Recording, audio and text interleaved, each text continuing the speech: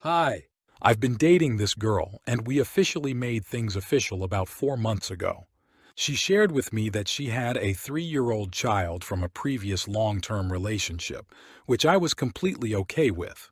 Additionally, she mentioned that she had undergone an emergency hysterectomy and couldn't have any more children, and I believed her, especially since there was a visible scar, which I later discovered was actually a C-section scar. In the beginning, we used condoms, and it wasn't until about 2 months into the relationship that we decided to exchange test results.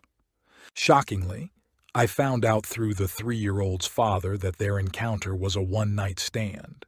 Even more surprising was the revelation that she had taunted him about inseminating herself with his condom. It turns out she receives a significant amount of child support from him. This unexpected turn of events has left me with a lot to process and consider in our relationship. Recently, I discovered that she has 3 other children whom she left in the care of her 60-year-old widowed mother. Her mom is now supporting all of them, and the fathers are not involved in their lives. Each child has a different father, ranging from the oldest at 9 years old to the youngest who is just 1.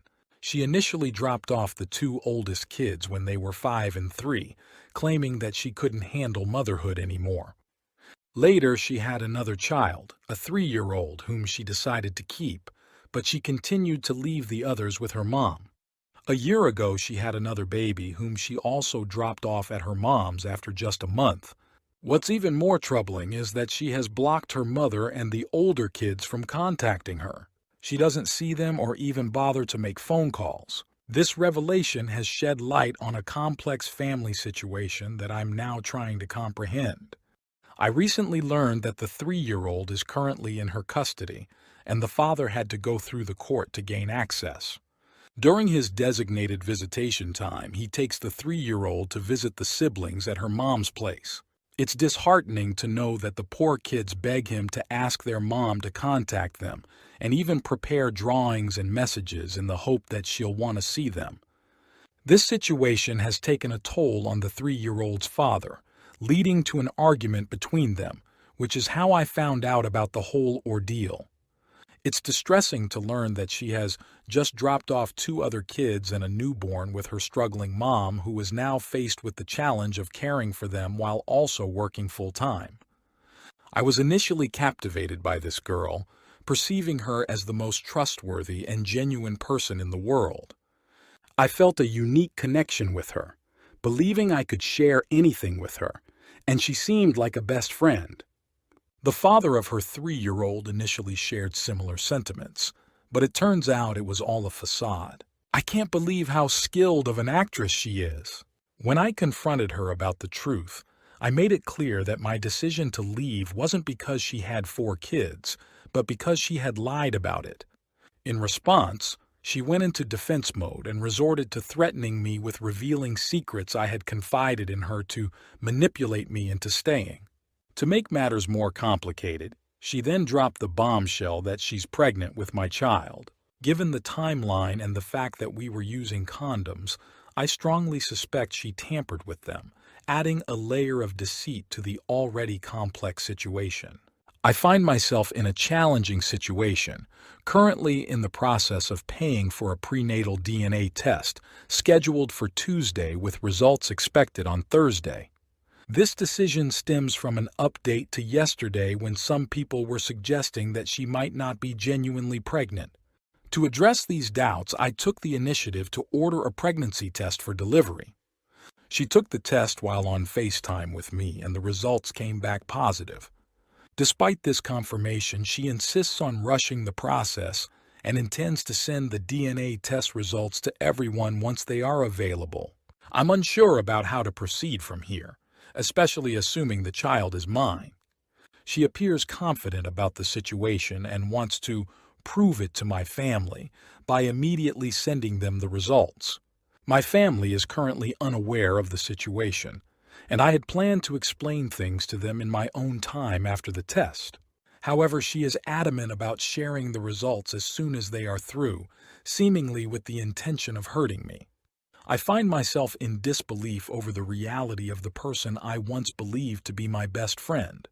Someone I thought was perfect and trustworthy has turned out to be nasty, bitter, and manipulative. It's shocking to witness how she can simply leave her 3 kids with her mom and refuse contact when they cry for her and express their desire to be with her. It's disheartening to see her treating children as if they were mere possessions. I'm concerned about the potential future with my own child. Given her pattern of behavior, it seems she might want to keep my baby, especially considering the child support she receives for the 3-year-old. I assume that's why the others are abandoned with her mother, as they bring in no financial support. It's a troubling situation, and I'm left wondering if she'll do the same to this child. I would appreciate any comments, insights, or advice from others who may have experienced similar situations. I will provide updates on the situation after the results of the prenatal DNA test come in on Thursday. We are no longer together. Edit. I'm aware that some are suggesting the mother sue her for child abandonment, but the situation is complicated. Her mother willingly takes care of the kids. When there was a threat to involve social services, UK CPS, the mother stepped in and offered to take care of the children instead. However, the mother has expressed her limits, mentioning that if a 4th child is dropped off, she won't be able to cope, and she might have to involve social services. In such a scenario, if this child were to be dropped off to her mom, it's likely that her mother wouldn't take responsibility and would instead contact social services to have the baby adopted. Social services, CPS, became involved with her due to her history of giving children away and her mental health issues. The case was closed some time ago after she supposedly demonstrated a commitment to getting mental health help. Interestingly, social services didn't seem concerned about her abandoning her other children, as they were well taken care of by her mother. Consequently, they saw no reason to remove the 3-year-old from her custody. I'm concerned that, with the registration of this pregnancy, social services might become involved again. I hope their involvement goes beyond simply advising her to take your meds and then leaving the situation. She has proven to be manipulative and intelligent, likely telling judges, social services, lawyers, and others exactly what they want to hear and playing the part convincingly. Update. Her, 27F. Baby is mine, 24M. Quick recap for those who haven't read my previous posts. I was in a relationship with someone who initially had 1 child. Later, I discovered through that child's dad that she actually has 3 other children, aged 9, 7, and the youngest just 1, all of whom she abandoned with her mother. Shockingly, she never disclosed this information to me. She doesn't see these kids and has gone so far as to block them from contacting her. It's clear she's not a good person. The 3-year-old is the only child she has custody of, and I suspect it's because the father has to pay a significant amount in child support, unlike the others. This revelation has completely transformed the image of a seemingly perfect girl, someone I believed to be kind and loving, into someone entirely different.